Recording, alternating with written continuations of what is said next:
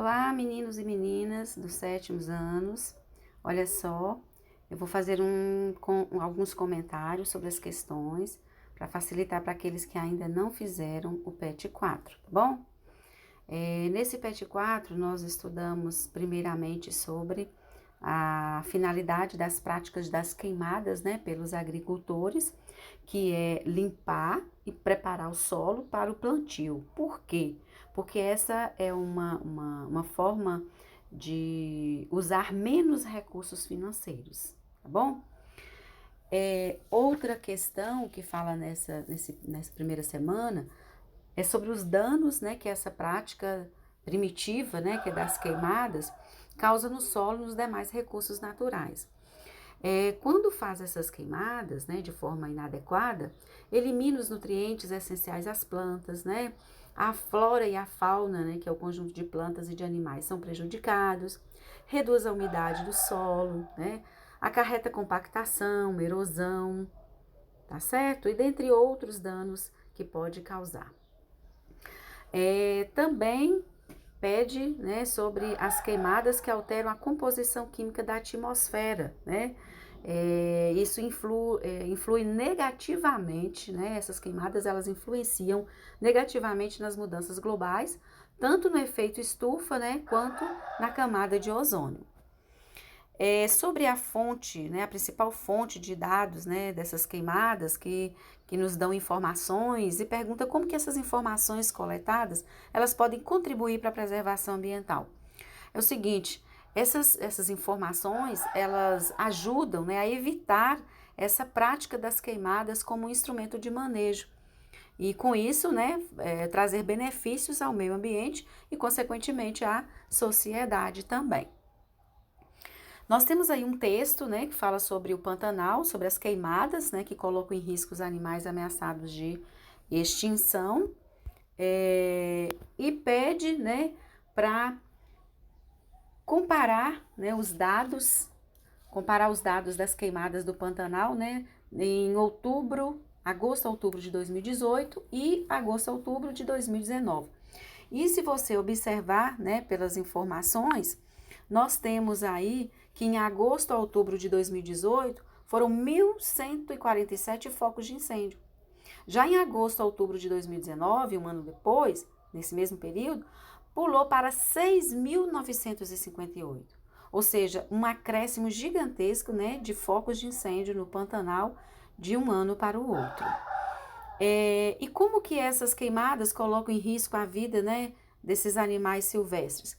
Em meio a um incêndio, a gente sabe que os animais eles têm pouquíssimas opções. Ou tentar se esconder, né, se enterrando ou entrando na água, né?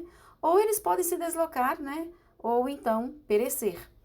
Muitos animais eles vão morrer, seja pelas chamas, seja pelo calor do fogo ou até mesmo pela inalação de fumaça.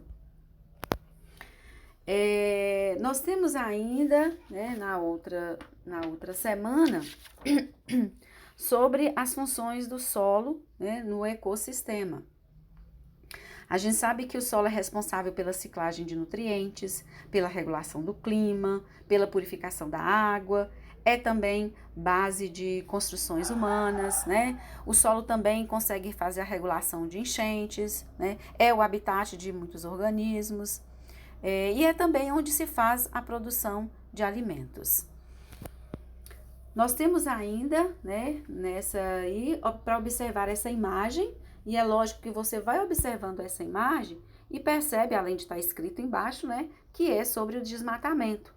E como consequência do desmatamento, né, para o solo, nós temos a exposição dele, né, a erosão, que leva também à desertificação e à arenização. Com base, né, nos estudos sobre o solo, pede para você falar sobre como que o solo é formado. Os solos, eles se formam a partir do processo de decomposição de rochas, as rochas que dão origem ao solo. Elas são chamadas de rocha-mãe. Essa degradação, ela é lenta, né? É uma lenta desagregação de sedimentos que se mantêm aglomerados, né? E dessa forma, eles vão compondo o solo. Isso através dos intemperismos, né? O vento, a água da chuva, né? O calor do sol. isso aí tudo vai permitindo essa lenta desagregação dos sedimentos. E os principais tipos de solo? O arenoso, o argiloso e o umífero, que também é chamado de orgânico. E qual deles é o mais fértil? Qual deles é o mais fértil para a agricultura? É o umífero, né? Porque é onde predomina a matéria orgânica em decomposição, que forma o adubo. Então, a fertilidade vem daí. Com relação ao solo, também pede para você saber sobre a permeabilidade. A permeabilidade do solo é a facilidade com que a água passa através do solo. É a propriedade que o solo apresenta de permitir o escoamento de água através dele. E isso é importante, principalmente para a agricultura, porque a água ela não pode nem passar rapidamente e nem ficar o que a gente chama de empoçada, né? É preciso passar num período certo, então ela tem que ter uma permeabilidade boa para a agricultura.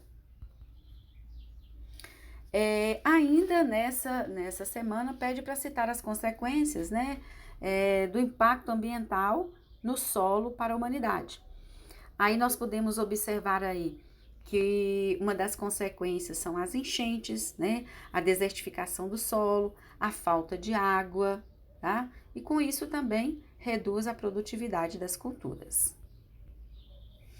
Na outra semana, nós temos aí sobre as funções do Sol, não, essa daqui é a imagem, né, que representada aí sobre a Revolução. E nessa questão, pede para você descrever o conjunto de mudanças que caracterizam a Revolução Industrial iniciadas na Inglaterra no século XVIII. Nós temos aí, por exemplo, as produções que passaram a ser realizadas por máquinas, né, e operários.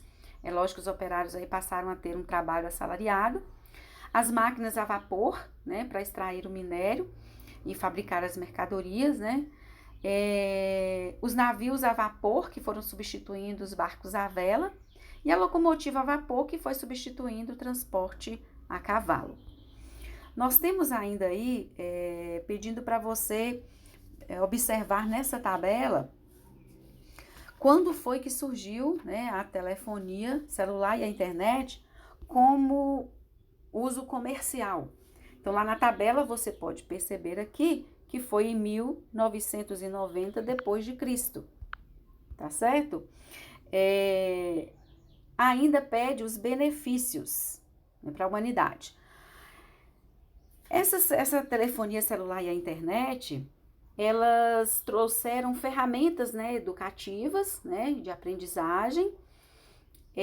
Elas também permitiram que o saber, né, saber o que se passa no mundo. Também desenvolveu modos inovadores de socialização, né? Facilitou também a aproximação da administração pública aos seus cidadãos, tá?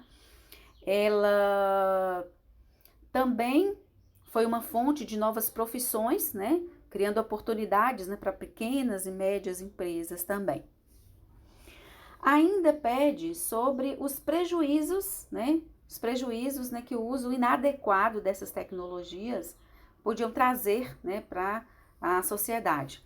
Nós temos aí como prejuízos os crimes virtuais, né, os vícios em jogos, as notícias falsas, a antecipação de surgimento de doenças, né, mas que são mais comuns em adultos, estão aparecendo mais em adolescentes e crianças. Tem outro também prejuízo que é o descarte inadequado, né, das baterias, né, desses aparelhos, além de também alterar o ambiente, porque quando se vai instalar sistemas de telecomunicações, né, acabam por poluir, né, a terra e o espaço também. Ainda sobre os benefícios, né, dessa tecnologia, só um minutinho, os benefícios da tecnologia para a educação e para a medicina. Para a educação, a gente tem aí o estudo à distância, né, que a gente chama de EAD, Educação à Distância, que foi uma ótima ferramenta de apoio ao professor, né, oferecendo conteúdos mais interativos, né. E para saúde, né, para medicina, Nós temos a prevenção e tratamento de doenças, como exames diagnósticos, né? A vacinação também foi outra tecnologia. A exatidão nas técnicas cirúrgicas, né? E na própria gestão dos hospitais, né? Que tornou mais eficiente. E ainda nós temos a última, né, semana, a semana 4, que pede para você elaborar um texto, que aí é muito particular, né, individual, mas nós temos aí na questão 2 sobre os benefícios da tecnologia, né, e também para a agricultura, né, isso aqui em especial para a agricultura, e os prejuízos ao meio ambiente. Nós temos aí como benefícios o aumento da produtividade, né, a identificação de pragas e doenças na agricultura, né, essa tecnologia na agricultura também permite um total controle sobre a produção, sobre os processamentos, o estoque, distribuição, mas também como prejuízo, né? E nem tudo tem só vantagem, tem as desvantagens também. E como prejuízo nós temos aí a poluição do solo, da água, do ar, tá? Tem também um grande consumo de óleo diesel, que é o combustível fóssil, né? E o uso indiscriminado de agrotóxico, que colabora para a diminuição da biodiversidade, né? E também ainda tem a questão da irrigação. Ela foi muito boa, mas ela consome muita água. E por fim, nós temos aí uma música que é para refletir e depois, com base nessa letra da música, né, citar alguns problemas trazidos pela Revolução Industrial. Nós temos aí, por exemplo, o crescimento desordenado das cidades, né, que geraram as submoradias, o aumento das doenças e acidentes de trabalho, o desemprego, os impactos ambientais, né, causados pela apropriação de recursos naturais para viabilizar essas produções e os avanços técnicos científicos. E além disso tudo, tem o acúmulo de lixo radioativo e também a questão do lixo espacial. Então era isso, viu? Eu espero que esse breve comentário aqui seja suficiente para vocês concluírem as suas atividades, tá bom? Até a próxima, fiquem com Deus.